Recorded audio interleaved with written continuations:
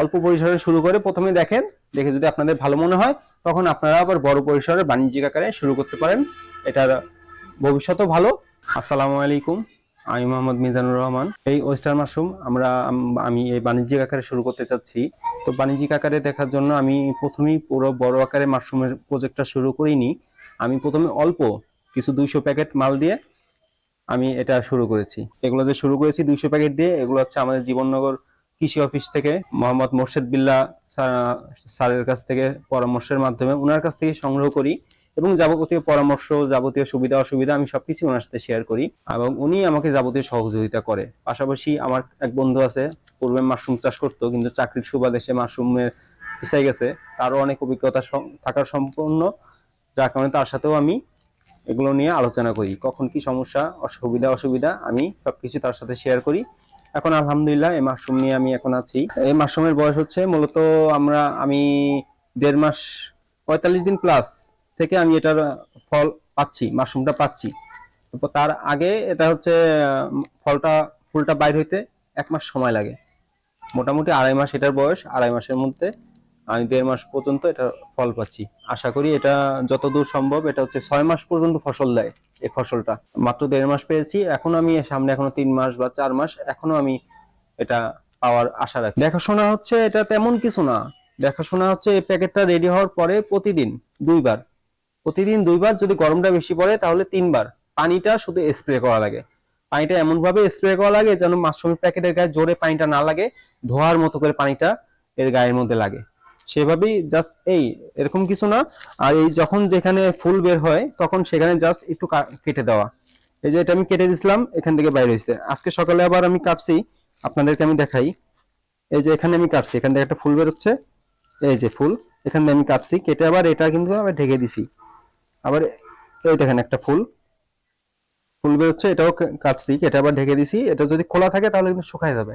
এটার উপর দিয়ে যখন পানিটা স্প্রে করবো আমি, তখন এটা পরিপূর্ণ এটা ফুলটার মধ্যে ইয়েটা পৌঁছায় যায়। দেখতে পাচ্ছেন এখান থেকে কাটা এই পলিথিনটা, এখান থেকে এই যে মাইলেসিয়াম বের হচ্ছে, এই মাশরুমের যে চারা বের হচ্ছে এটাকে বলে মাইলেসিয়াম।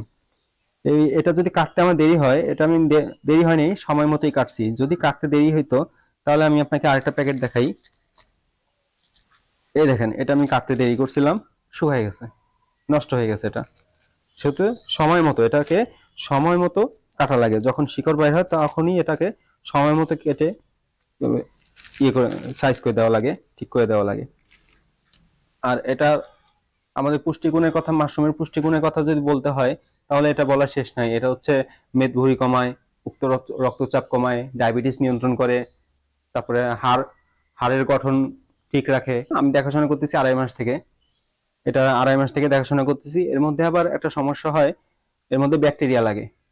যখনই একটা মাশরুমে ব্যাকটেরিয়া লাগে, আপনার একটা মাশরুমে যখন ব্যাকটেরিয়াগুলো এখানে নাই, ব্যাকটেরিয়াগুলো আমি পাশে সরাই রাখছি, যখন ব্যাকটেরিয়া লাগে তখনই তৎক্ষণাৎ ওটা এখান থেকে সরাই ফেলতে হয়। অন্যথায় একটা ব্যাকটেরিয়ার কারণে বাদ বাকি যা মাশরুম আছে সব নষ্ট হয়ে যাবে। সেই ব্যাকটেরিয়াটাকে সরাই দিতে হয়। আর আরেকটা সমস্যা হয়, যেটা হলো পানিটাকে যদি আমি বেশি পরিমাণে স্প্রে করি, নিচে পানি জমে যায়। নিচে যখন পানিটা জমে যায় তখন যে এটা থেকে আমার 6 মাস পর্যন্ত ফসল আসার কথা, সে 6 মাস পর্যন্ত ফসলটা আসবে না, কারণ ভিতরে মাশরুমের যে বীজগুলা সেগুলা পচে যায়। এই মাশরুমের বীজগুলো পচে যাওয়ার কারণে সেগুলো আর হয় না। এই দেখেন, এর কালারটা হলুদ হয়ে গেছে। এটাও আমার কাটতে দেরি হয়েছিল, এটা কালারটা হলুদ হয়ে গেছে। এগুলো সময় মতো কাটা লাগে, নিয়মিত পরিচর্যা করা লাগে। আর এটার পরিচর্যা তেমন কিছু না, জাস্ট শুধু আপনাকে এই স্প্রের বোতলে এক একটা প্যাকেট থেকে মিনিমাম 1 ফুট দূরে থেকে স্প্রে করতে হবে। এমন ভাবে স্প্রে করতে হবে যেন ডাইরেক্ট গিয়ে না লাগে। এই যে ধোয়ার মতো বেরোচ্ছে, এবার ধোয়ার মতো এগুলোকে স্প্রে করা লাগে, চারপাশে ভালো করে স্প্রে করে দেওয়া লাগে। তবে এমন ভাবে স্প্রে করতে হবে যেন এই যে আমি কাটছি, যেগুলা কেটেছি, এগুলার ভিতর থেকে গিয়ে যেন পানিটা ভিতরে জমে না থাকে। যদি জমে যায় তাহলে কিন্তু এগুলা নষ্ট হয়ে যাবে। এগুলা এই যে প্রতিদিন সকালবেলা একবার, বিকালবেলা একবার, আর যদি গরমটা বেশি পড়ে তাহলে 3 থেকে 4 বার প্রতিদিন এগুলাকে স্প্রে করা লাগে। আর এগুলো হচ্ছে ব্যাকটেরিয়াটা যখন লাগে, এগুলো খুব নিখুঁত ভাবে এগুলোকে পরিচর্যা করা লাগে, ব্যাকটেরিয়াটা যেন না লাগে। আর ব্যাকটেরিয়া যখন লেগে যাবে, এটা ব্যাকটেরিয়া নাশক বা ছত্রাকনাশক কিছু নাই। আছে যেটাই আছে, ছত্রাকনাশক যদি কিছু দেই, মাশরুমও কিন্তু একটা ছত্রাক, তখন মাশরুমটাও নষ্ট হয়ে যাবে, আমার ছত্রাকটা তো যাবেই, যে ব্যাকটেরিয়া যেটা লাগছে সেটা তো মরবেই, আমার মাশরুমটাও মারা যাবে।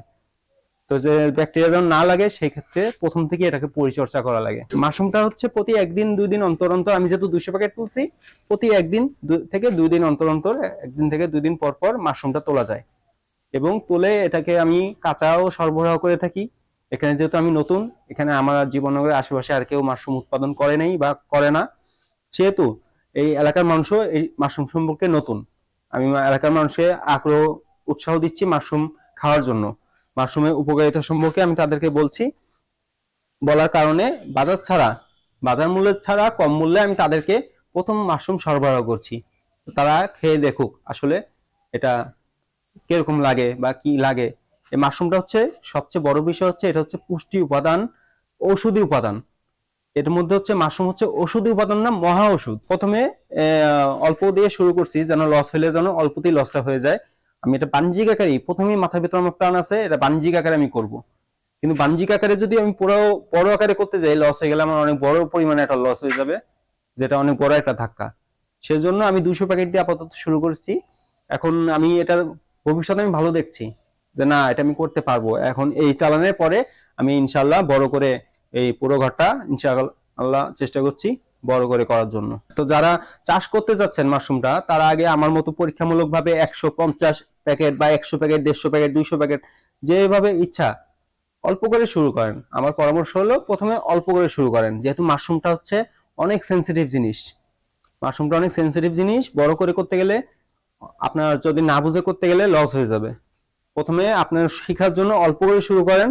অল্প করে শুরু করার জন্য আপনার নিকটতম যে কৃষি সম্প্রসারণ অধিদপ্তরের আন্ডারে যে অফিস আছে, সেই অফিসে গিয়ে আপনি যোগাযোগ করে এই মাশরুমের প্যাকেট সম্পর্কে, মাশরুমের ইয়ে সম্পর্কে আপনারা অভিজ্ঞতা নিতে পারেন। অল্প পরিসরে শুরু করে প্রথমে দেখেন, দেখে যদি আপনাদের ভালো মনে হয় তখন আপনারা আবার বড় পরিসরে বাণিজ্যিক আকারে শুরু করতে পারেন। এটার ভবিষ্যতও ভালো।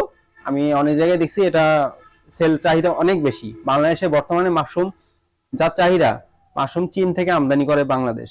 তো সেখানে বাংলাদেশে যেভাবে মাশরুম উৎপাদন হচ্ছে, আমরা তৈরি করছি, আরো অনেক উদ্যোক্তা আছে বাংলাদেশে মাশরুম উৎপাদন করতেছে। এতে বিদেশ থেকে আমদানি যে করা লাগতো, সেই আমদানিটা যখন কমে যাবে, তখন আমাদের যে বৈদেশিক মুদ্রা যেটা খরচ হইতো, সেই বৈদেশিক মুদ্রাটা আমাদের দেশেই থেকে যাবে।